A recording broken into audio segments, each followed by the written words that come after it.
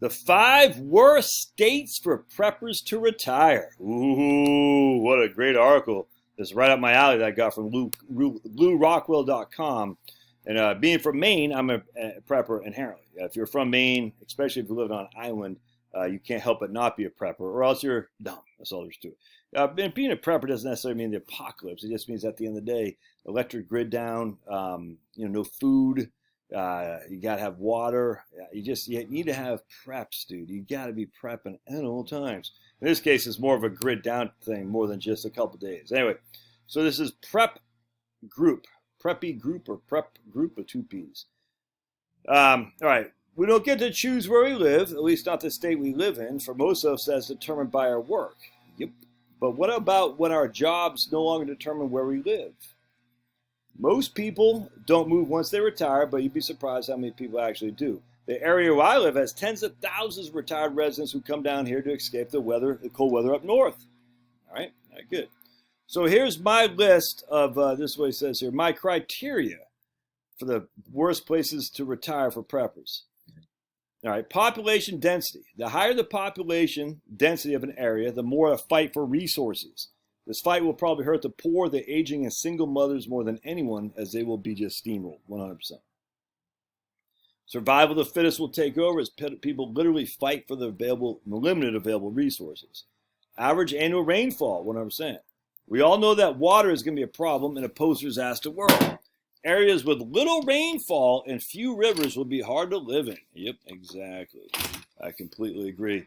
For most of us, the best way of harvesting water is with a rainfall capture, which I have, and you can't have in Colorado. It's illegal, last I heard. Political leaning. Yep, exactly. Many of the bluest states in the country are also the ones which working hardest to take away your 2A rights. Exactly. So if you live in a blue state, they are going to probably try to ban your firearms and throw you in jail. We know that. Federally owned land. Now, this is one I'm not so sure I agree with. I get what he's saying, but it's interesting. A lot of people talk about bugging out to the wild. That's great. I have my own plans for that as well. But in most cases, the only practical place to bug out into the wild is federally owned land. National parks, national forests, and the land that's under control of the federal government. Utah, Arizona, all those western states have tons of federally owned land.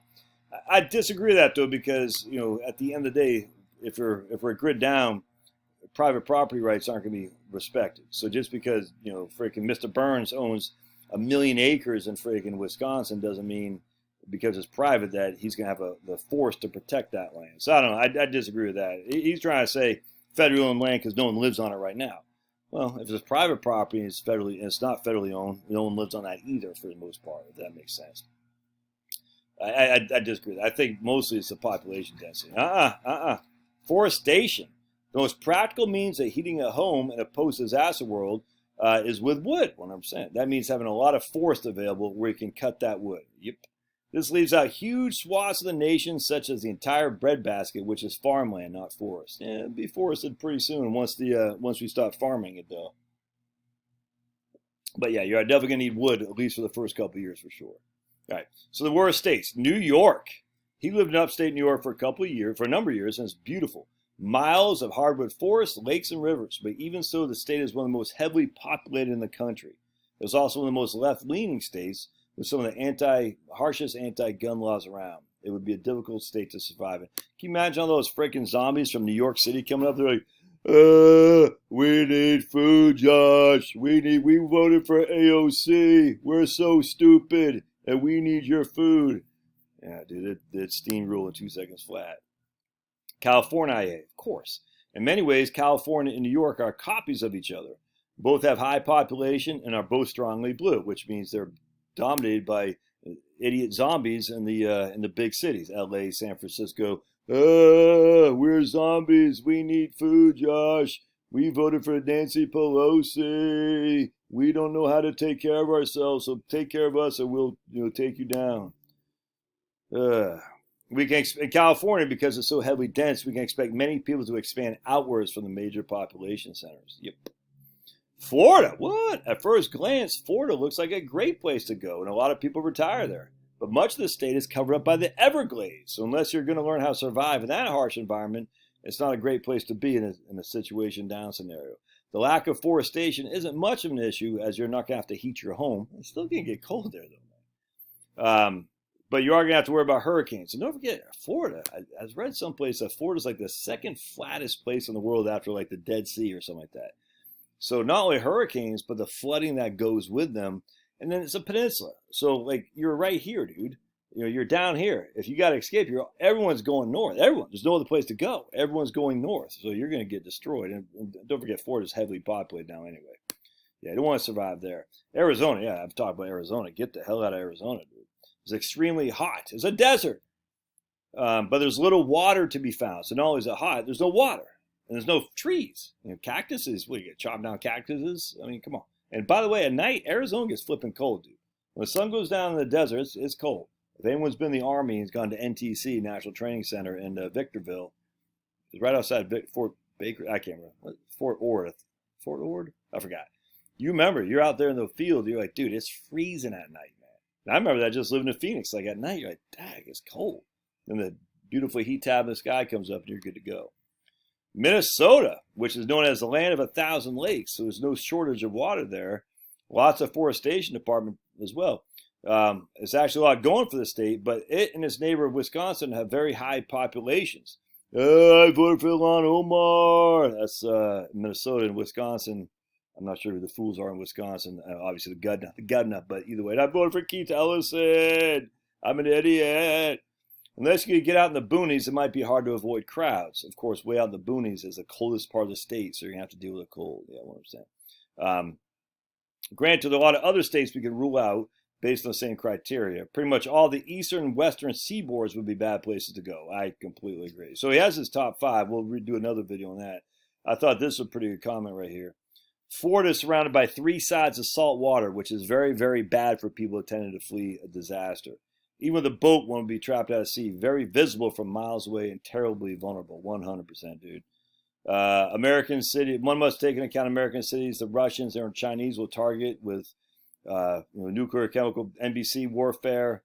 In case of lasting power outages, jammed up highways, food shortages, and similar crises, mass mobs and people will likely burst out of major cities and sweep to the countryside. 100%, dude. That's completely agree. There are massive migrations away from disaster zones like California, New York, to places like Florida, Texas right now. Just talked to a lady today. Her and her husband crush in California, and her boss has moved to Florida. They're like, we got to get out of here at some point because California is nuts. I'm not sure where she ended up going. Maybe Florida. I don't know, but I didn't get that. I forgot now what their plan is. But you're like, dude, everyone's moving to Florida or at least not everyone, but the people who can see the future are moving to Florida, at least out of California. I won't say moving to Florida. This guy did. Lots of people moving to Florida from California, so that's not unusual. But this guy's business would tell you that he sees something that we should pay attention to, which I won't get into here. The coast of Florida provide an easy escape from any number of environmental disasters. There's the Bahamas to the east and quite a few Caribbean islands to the south. Yeah, the Caribbeans are going to love these white people from Florida when America doesn't defend them anymore are coming down. Yeah, they're not going to be too kind to you, that's for sure.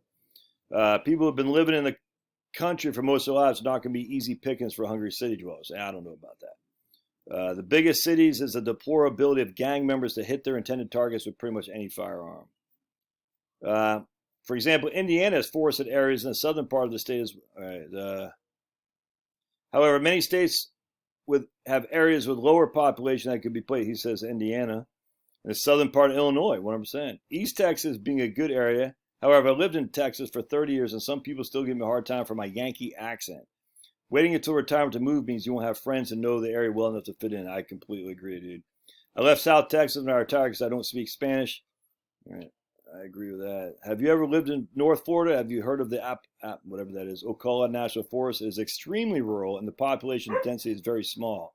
Yes, there can be hurricanes, but anywhere along the Gulf Coast is the same. Just steer clear of Jacksonville and stay north of Atlanta, and you should be, or Orlando, you should be fine. Interesting.